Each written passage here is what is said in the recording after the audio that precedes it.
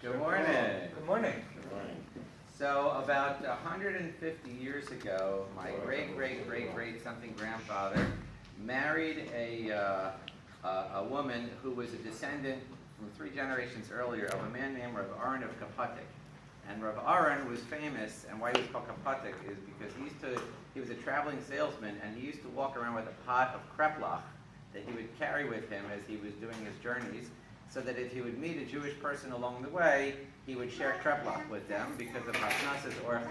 And this story is as true as could be because Rav David Shochet, who is in the shtibel across the street, he stayed at my house and he showed me a picture of a gravestone of the cement family who married into his family back in the 1800s. So, You guys relate to everybody. right. So it's an interesting story only as it relates to this Parsha, because the very beginning of Parshat Vayerah, and this Parsha is part of what I call the DNA Parshas.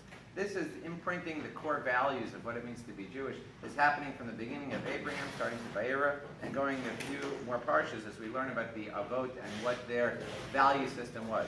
So what happens here? These 3 men show up, and Abraham starts running.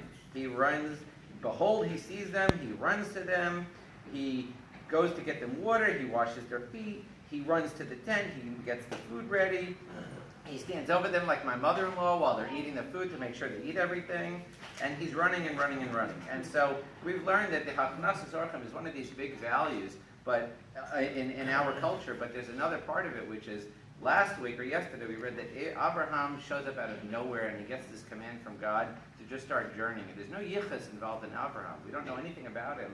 And it's kind of this mentality, how we're supposed to feel about people, is that we don't need to. You just watch Rabbi Kanevsky in shul on Shabbat morning. He walks up to anybody that doesn't look familiar, says his name, doesn't even say he's the rabbi. I'm Rav Yosef, what's your name? It's a beautiful feeling to watch that and to experience it. And we should take that into that message ourselves as we start to mark this week's Parsha about the idea of embracing people that we're not familiar with and bringing them into the family. Rabbi Yochanan ben Akasha Amar v'Takadash Baruch Hu l'Zachot Yisrael l'Tiach Yavol L'Hem Torah Mitzvah Shnei Avanar Nai Chafetz Ma'atzit Kel Yagdus Rabbi Yadir.